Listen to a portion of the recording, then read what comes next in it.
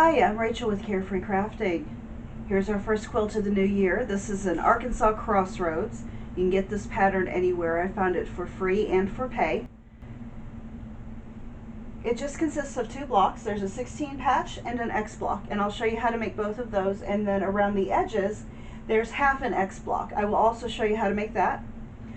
I can't really tell you how much time this one took. This is more of a UFO than a new project. I had started this quilt because I was going on a road trip and I wanted something to do in my lap. So I cut all the pieces and I sewed the whole time, and I had all the X block, or beg your pardon, I had all of the 16 patches done and some of the X blocks done. And then it sat in a drawer for almost a year now. So I took it out and finished the X blocks on machine. And then I put it all together and quilted it. The 16 patches came from a jelly roll. I got a green and gold jelly roll at Joann's. There were 20 strips there, and then I cut it up, and then I had the strip set from the Bargello quilt I had made. Then I probably got 10 to 12, maybe 15 strips out of that. I don't have any of this fabric left. I used it all on the quilt, so I'll be showing you how to make this, but I had to go into my stash and just cut some various greens and golds to demonstrate the 16 patch. The X block uses the stitch and flip technique, which is pretty easy. You'll need some kind of marking tool or iron or something to mark your diagonals, but I'll show you that. 2 yards of this dark green. I think it may read black on the camera, but the background diamond is a dark green. And then I used just under 5 yards of the white.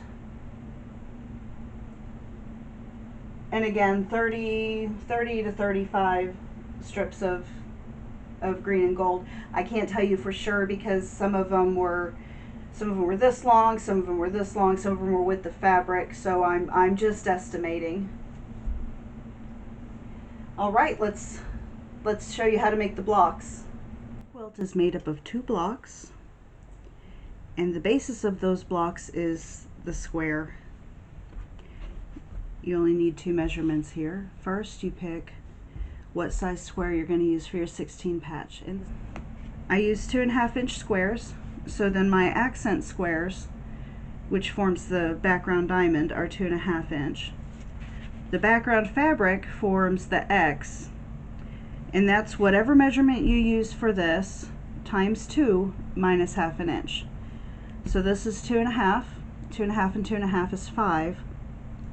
5 minus half is 4.5. So these are 4.5 inch squares. If these were 3 inch squares, I would use 5.5 here. If these were 4 inch squares, I would use 7.5 here. But you can size this square to whatever size you need. Maybe you want to fussy cut around a large print, or you just want to get rid of some jelly rolls. So let's set these aside. Let's talk about block number 1, which is the 16 patch. I would get all of my pieces out of the bag. I would just pull out 16 random ones, and then just start arranging them however you like. I would try to have a little bit of everything everywhere. I didn't want all the gold in one area. I didn't want all the dark in one area. I wanted the mediums pretty evenly distributed, and you just put it, there's no wrong answer, put it any way you want.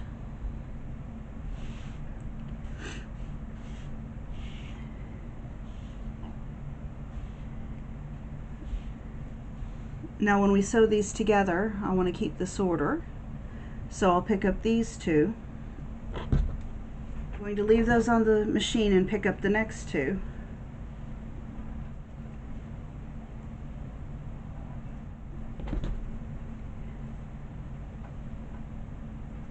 Now that I've chain pieced all of those, they're in the order I had, and I can just open them up like a book.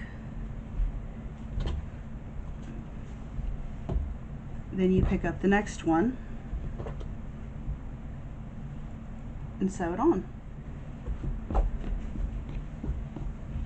And there's our progress so far. Now, can you guess how we're going to do the last row? You got it. Same thing.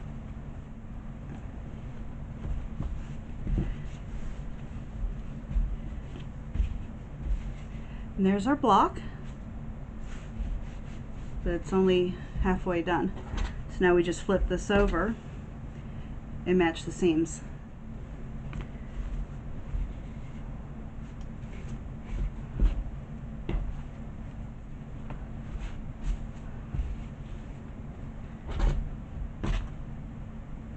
There's our block. I know it's a little bit lumpy. You have two options to fix that. You can iron it, or you can seam roll it. If you opt to seam roll it, just press that seam flat and go over it. It doesn't take a lot of pressure. If it's making your hand tired, you're probably pressing harder than you need to. This was great when I was hand sewing, because I was working in my lap in a car. Obviously I didn't have a place to plug in an iron. But for speed, I'm gonna iron this. This one here I got off when I was cutting. I'll just trim it. If you find something like that, just square it up. Sometimes things stretch, especially when you're working with scraps. Maybe it's a bit older than the other fabrics. Just square it up, and let's move on to block number 2.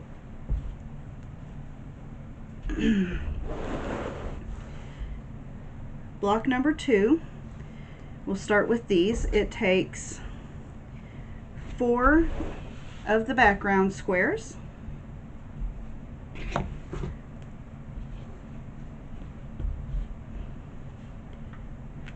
and then 8 of the accent squares. They go like this.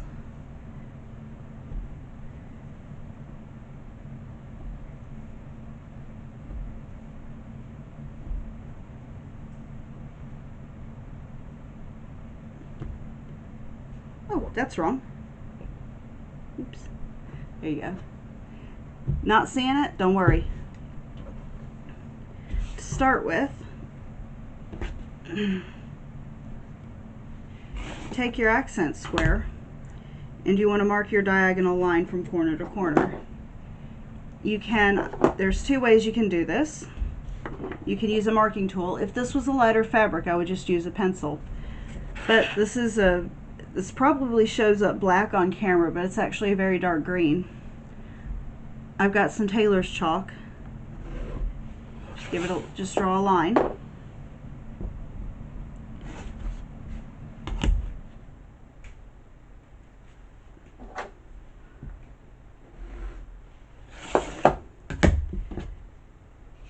Then you place that on the background square, and you sew just this side of the line. One other way you can do this is you can iron it. You take your background square, you fold it in half, you press it. Be very careful not to stretch it, because this is bias, and as I've said about bias before, it will stretch just because you looked at it. And then you can sew in the crease. It's probably hard to see because it's such a dark fabric, but you can sew in the crease. There we go. Now we've got 4 of these halfway done. So we just flip them around and do the same thing on the opposite corner. So they will briefly look like 4 patches. All right, now that we have these off the machine, just snip the threads, being very careful not to snip the fabric. Oh, I missed one. Now that we have this off, we'll use what's called the stitch and flip technique. Fold this over like that, and then you can use your fingernail, and that'll work. Or you can use a seam roller, or you can use an iron. Either way, when you fold this, your corners should match up. You should have three corners here, a background and 2 squares, and they should all match. So then you fold it back open just briefly, and you cut that back triangle off. You could, if you had another project in mind, you could stitch right there and you'd have a really small half square triangle. The X block goes together like this. Just 4 of those blocks, and arrange the darks to the outside. These pieces can actually be used for another block that we didn't put in this quilt, but you can turn it around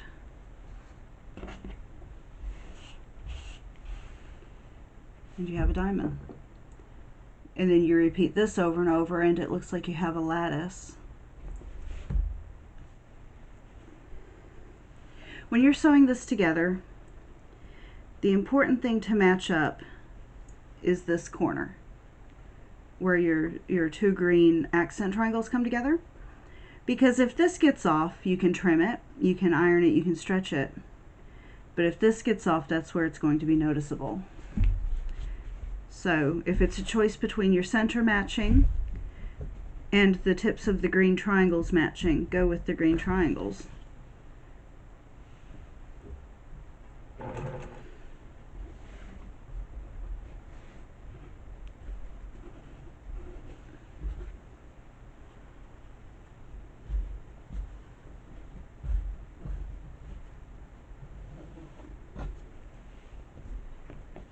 And having said all that, I still got my triangles off a little bit, but that's okay, it's late. When you sew this final seam in the X block, you're going to sew along this line. You'll want to fix your center seam so that it nests. And put a pin in it. And then you'll want to make sure that these triangle tips match up a little bit better than I did over here.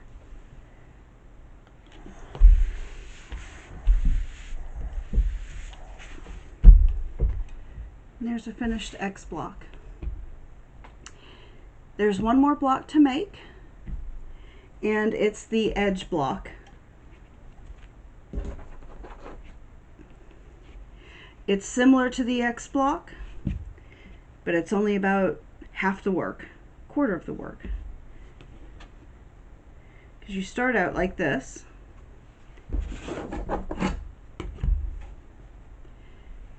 and you mark it the same way you did the X block, but you only have one corner to snowball. Look at that, I got way off on that. This is the line I drew, and that's the line I tried to sew. And you know what? On this quilt, it doesn't matter because we're cutting that off anyway. I don't have to rip that out. Isn't that great? I love a forgiving quilt. Did a little bit better that time. So same thing. Just make sure your corners all match. Fold it over.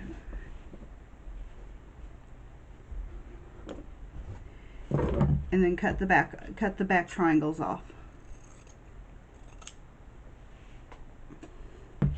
Look at that. You'd almost not even know I made a mistake.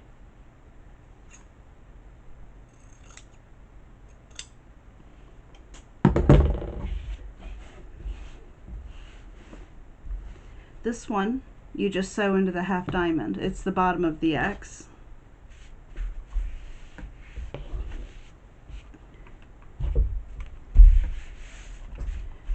Right, so if this is in your top row, and then this is in row 2, and then this one is in row 3, well then you just need 2 X blocks here and you can see where the diamond shape comes in. And it looks like this is floating over a darker diamond. I'll show you where these go in the big quilt. Okay, now that we know how to make the blocks, here's the quilt again. And here's how they fit in. So you can see that once you lose a 1/4 inch all around this, it becomes that size. And then it alternates with the X block. And having an X block on all 4 sides of the 16 patch will give you this illusion that there's another square behind it. And then there's the half block, and it goes at the top and bottom of every column and at the left and right of every row. There's one row where I didn't realize that should be half an X block, and I just sewed 2 blank triangles, but this is part of the quilt that was done by hand, so it was a lot harder to redo, and it was a lot harder to pick out and go back and redo, so I just left it. By the time I noticed what I'd done, I was pretty far along, so I just left it and finished the quilt. There's one more piece to this quilt. You have a plain square in all 4 corners. You have one here, in that corner, and then at the 2 down by the floor. For the quilting, I did just a loopy meander all around. I didn't quilt it too densely. This is going to be for my son, and he likes his quilts really soft. I hope you've enjoyed this video, and I hope you like this quilt. Please like, share, and subscribe. You can also find us on Facebook, and we're on Instagram. We are working on the store still. We hope to see you. We hope to see you back.